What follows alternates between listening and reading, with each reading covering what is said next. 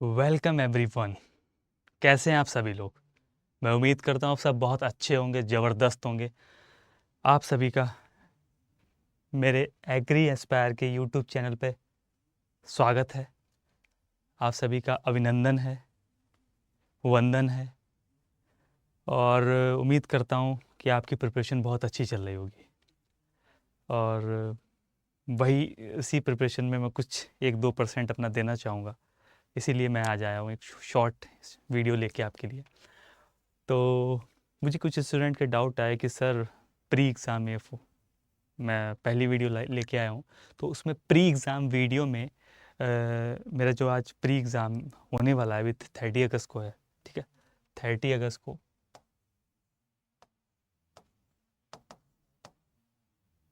F pre exam, ठीक है। 30 अगस्त को है ये एग्ज़ाम, ठीक है। तो स्टूडेंट का डर था कि सर कुछ ऐसा वीडियो आप लाओ जिससे मेरा प्री निकल जाए, मेरा प्री निकल जाए। तो मैंने सोचा कि कम शब्दों में आपको एक एनर्जी, एक बूस्टअप दे दूं कि जिससे आपका प्री निकल जाए, ठीक है। सबसे बड़ी इंपॉर्टेंट चीज़ है ये जो हमारे कितने डेज रह गए, हमारे जो रह गए हैं ये 22, मानो आप 22 डेज, ठीक है। 22 डेज हमारे रह गए हैं प्री में। इसमें सबसे इम्पॉर्टेंट है रिवीजन। रिवीजन कैसा? हमारी पजल बन रही है रीजनिंग में, reasoning and quant and English. इसमें रीजनिंग में हमारी पजल बन रही है, ठीक है। हम पजल आराम से बना पा रहे हैं, हम सेटिंग अरेंजमेंट कर पा रहे हैं, हमें मोटिवेट रहना है, ठीक है। क्योंकि क्या है ना, मैं नॉर्थ से हूँ, मैं अपनी बात कर लूँ तो प्रॉब्लम क्या होती है, सबसे ज़्यादा मुझे प्रॉब्लम इधर से आती थी, ये, ठीक है। और ये जो है ये स्कोरिंग सब्जेक्ट था, ये मतलब ये मुझे कट ऑफ के बाहर निकालता था, ये कट ऑफ के बाहर निकाल देता था, ये मुझे ओवरऑल हेल्प कर देता था और ये भी एवरेज हेल्प करता था। तो जो भी स्टूडेंट अपना एग्ज़ाम 22 डेज़ के बाद 30 अगस्त को देने वाले हैं, वो रीजनिंग और क्वांट, वो जिसमें जिसकी पकड़ है उस सब्जेक्ट में मोटिवेट रहें। डेली एक मॉक लगाएं, एक मॉक का टारगेट डेली करें, एक, और ज़्यादा हो तो 2 मॉक डेली।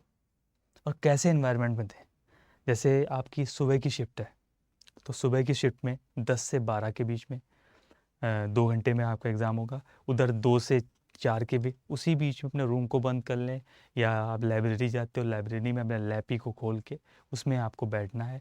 किसी भी प्रैक्टिस मॉक, गाइडली, ऑलिव वुड, किसी का भी आपको मॉक देना है। सारे मॉक अपने लेवल पे अच्छे हैं, आप जिसका मॉक देना चाहो आप दे सकते हो। तो रीजनिंग, क्वांट और इंग्लिश, ठीक है। सबसे इम्पॉर्टेंट चीज़ यहाँ पे ये बताना चाहूँगा कि इस समय जो आपका टाइम है ना, आपको ये नहीं देखना है कि 60 नंबर लाने हैं, कि 40 लाने हैं, कि पेपर हार्ड आएगा, कि पेपर इजी आएगा। ये हमें नहीं सोचना है। हमें ये सोचना है कि हमारी प्रैक्टिस कितनी है, हम कितना मॉक में नंबर ला रहे हैं, और कितना हमारा माइंडसेट है कि कितनी कितनी जल्दी हम रीजनिंग में पजल सॉल्व कर दे रहे हैं, कितनी जल्दी हम कॉन्ट में डीआई सॉल्व कर दे रहे हैं, कितनी जल्दी हमसे नंबर सीरीज हो रहा है, ठीक है। कितनी जल्दी हम इंग्लिश में पैराग्राफ को पढ़ के आंसर निकालना है, कितनी जल्दी हम ग्रामर को यूज़ करके क्वेश्चन निकालना है। तो हमारा ये माइंडसेट पॉजिटिव माइंडसेट रहना है। हमें ये नहीं देखना अरे यार पिछली बार तो बहुत कट ऑफ हाई चला गया था, ये हो गया था, वो हो गया था। ये एक्सक्यूजेस हमें नहीं सोचने कि फलाना ये हो गया था, हम नहीं निकल पाएगा, ये इस तरीके से हम पेपर नहीं दे पाएंगे, और हम कैसे देंगे क्योंकि प्री हमारा बहुत वीक है। हमें एनर्जी लगानी है, हमें अपनी ताकत को झोंकना है, ठीक है। ताकत झोंकनी है तो हमें इनमें से एक सब्जेक्ट है जो हमें ओवरऑल हेल्प करना है, वो हमें चाहे रीजनिंग हमारा अच्छा हो, हमारा क्वांट अच्छा हो, हमारी इंग्लिश अच्छी हो, हमें जो सब्जेक्ट उठाना है। वैसे तो रीजनिंग या क्वांट में से कोई सब्जेक्ट उठाना है, और वो उठाने के बाद हमें अपनी एनर्जी झोंक देनी है कि भैया वो ओवरऑल हेल्प करेगा, क्वांट हमारा कट ऑफ में हेल्प कर जाएगा, बस कट ऑफ निकल जाए, और इंग्लिश में हमारा कट ऑफ निकल जाए, बस।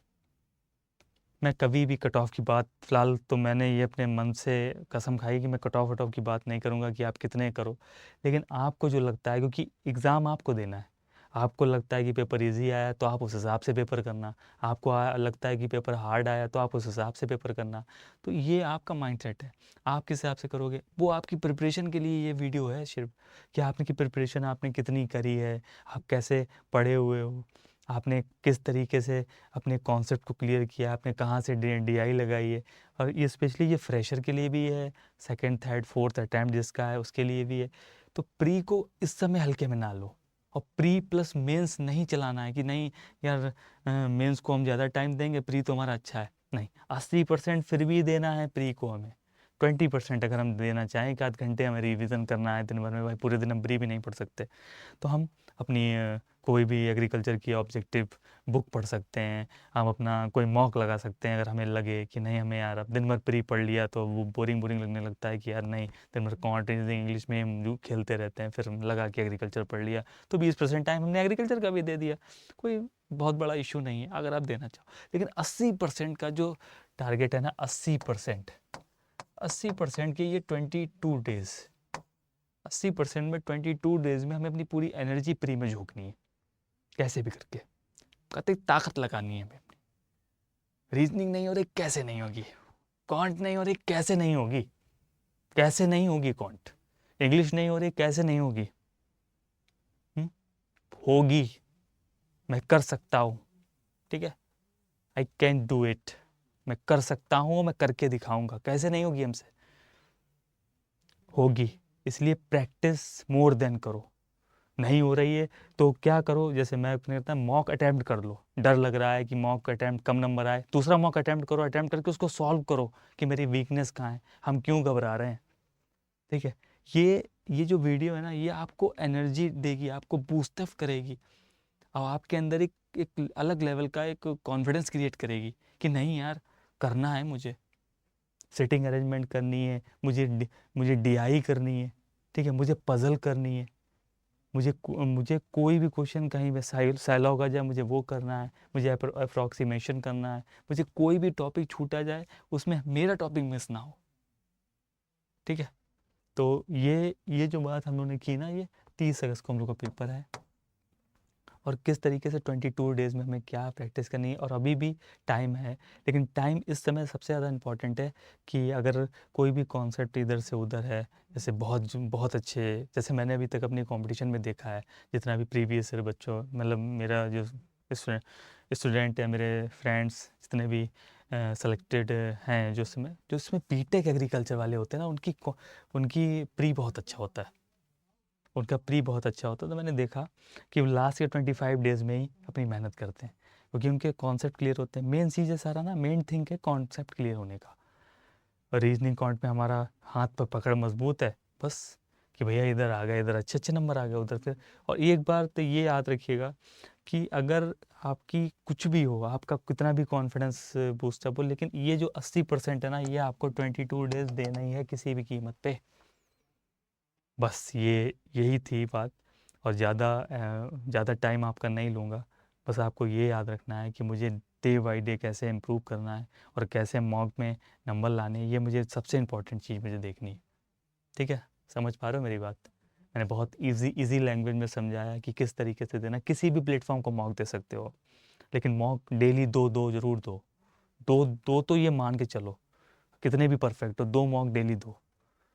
तो 22 के अगर दो दो दोगे, हम करें आप 40 मॉक भी ओवरऑल दे दोगे, 40 मॉक, आपका लेवल कुछ और होगा। मैं ज़्यादा बड़ी बात नहीं कहता हूँ, 40 मॉक दे दिया, आपका लेवल कुछ और होगा, डेफिनेटली प्री का कट ऑफ भी निकलेगा, और प्री क्वालिफाई भी होगा। और प्री क्वालिफाई होने के बाद मेंस में एक अलग ही लेवल रहता है, एकदम धुआं धुआं उड़ेगा फिर, ठीक है। तो ये ओवरऑल थिंग समझ में आ गई।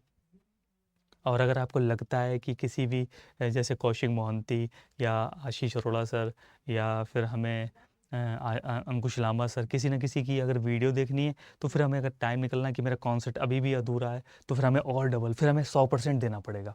अगर हमें लग रहा है कि हम 22 डेज़ में हम अब हमें प्री करना है, तो हमें पूरे 22 डेज़ में डेडिकेटेड होना है, तो फिर हमें इस तरीके से फिर हमें 100% प्री को देना पड़ेगा।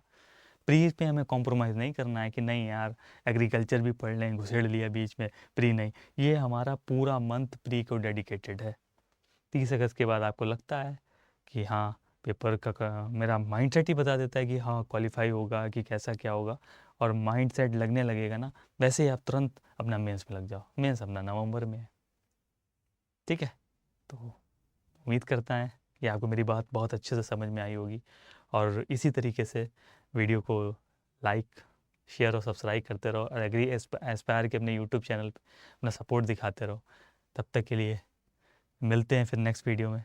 जय हिंद, जय भारत। अपना अपना ध्यान रखो, अपने माँ बाप का सम्मान करो, उनके उनके आशीर्वाद लो, उनसे कभी भी कोई बहस मत करो। वो हैं तो सब कुछ है, वो नहीं है तो कुछ भी नहीं है, ठीक है। तो सबको मेरा नमस्कार, मिलते हैं नेक्स्ट वीडियो में। तब तक के लिए अपना अपने परिवार का ध्यान रखिए। जय हिंद, जय भारत।